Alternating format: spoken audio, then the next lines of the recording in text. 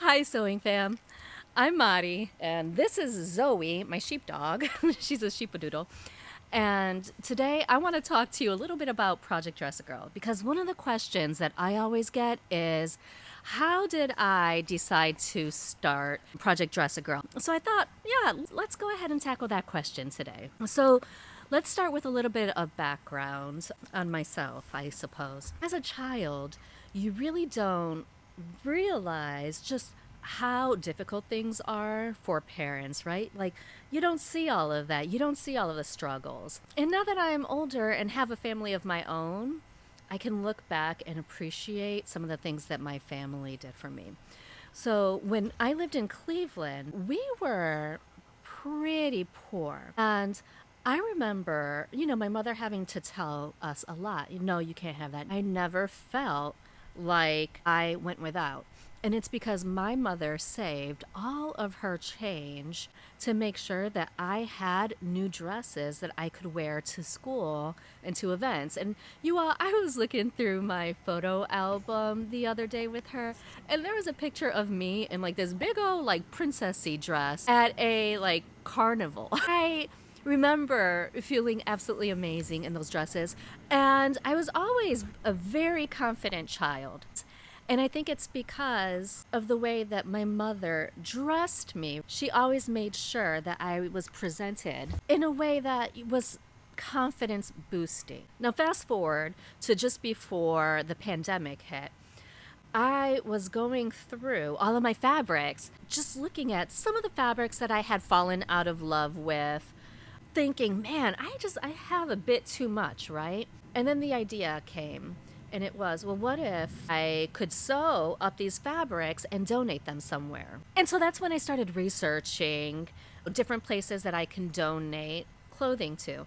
Now, see, the problem that I ran into then was that a lot of organizations don't have the infrastructure in place to accept clothing donations. And the quality of clothing donations can be really kind of hit or miss, right? Which creates another issue.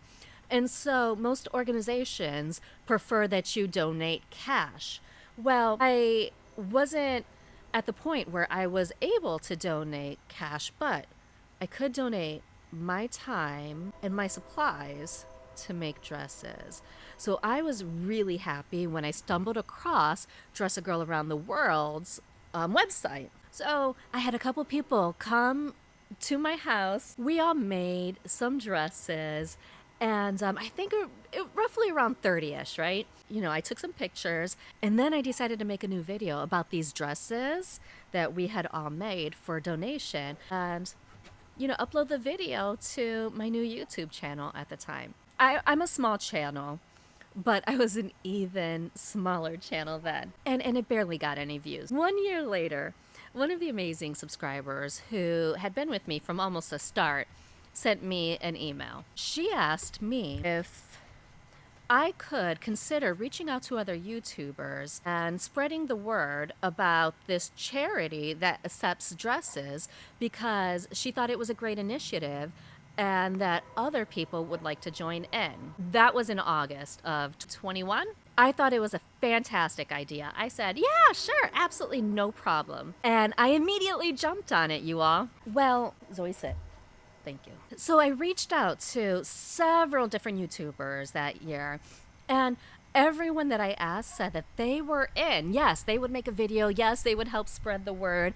I got them all kinds of information. Immediately we were going. And then I got the bright idea, well, if we're going to be making these, maybe we can get like a fun new pattern so that everyone's not making these little sundresses, the simple sundresses with the ties at the shoulder. And that's when I reached out to Elisa from Thoughtful Creativity. Now, she's not the only person that I had reached out to. I reached out to many different pattern makers, asking them if they would be interested in either making a pattern for, Project Dress a Girl, or if they would give us a pattern for free. Elisa from Thoughtful Creativity was the only one who responded. And boy, did I tell you, did she respond. It was like a resounding, absolutely yes, I'm in. When do you need it? And I was like, in 2 weeks, September 1st. And she made it happen, you all. She absolutely made it happen. And I couldn't believe it. And so this is a picture of the very first dress that Elisa made. And, she didn't have much time. And I know that a lot of people give her a hard time about the lack of sizes for her patterns. But let me tell you, in 2 weeks, she put together a little dress pattern, provided it for free, and this dress pattern was based off of the only model that she had at the time, her daughter. I will forever be grateful to Elisa. I remember talking to her and saying, man, I wonder if we can get 300 dresses. Like, that felt like such a huge goal. And she was like, I don't know, let's just see where it goes. And I was like, yeah, well, maybe I'll set the goal at 100. And then if we get 300, fantastic. But you all, somewhere mid-month, we hit 300. And my mind was absolutely blown. It was absolutely blown. And I remember thinking, we've got something here. We can do some really amazing work. And who's more deserving than children? Than, innocent, beautiful girls who are living in extreme poverty, some of whom only have t-shirts with holes and stuff in them. Thanks to my mother, I remember how it felt to put on a new dress and to feel amazing in it and confident and know that I looked good, I felt good, and I never doubted myself for 1 second.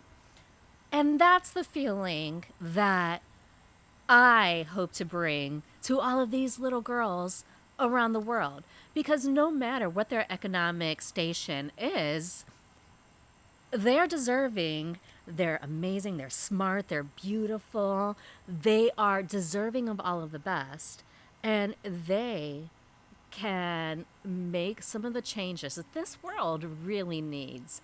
This is the reason why I love our sewing community so much. I mean, the call went out and you all answered in such a huge way and you were so encouraging. And I still have all of the cards and the notes and the letters from all of the people who sent in dresses. I really do love you all. I don't know where I'd be without sewing and all of you all in my life, honestly. So that's how Project Dress a Girl was basically born. It was born from the suggestion of one of you all, and it was supported by the sewing YouTube community. And now we're going on year 4.